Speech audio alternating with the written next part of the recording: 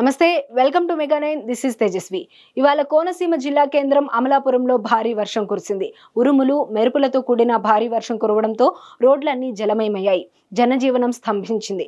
అన్ని ప్రాంతాల్లోనూ ఎడతెరిపి లేకుండా భారీ వర్షం కురుస్తోంది. జిల్లాలో ఇంకా వరి కోతలు పూర్తి కాకపోవడంతో పలుచోట్ల ఎక్కడికక్కడ కల్లాల్లోనే ధాన్యం రాసులు ఉన్నాయి. మామిడితో పాటు పలు ఉద్యాన పంటలకు తీవ్ర నష్టం వాటిల్లే ప్రమాదం ఉంది.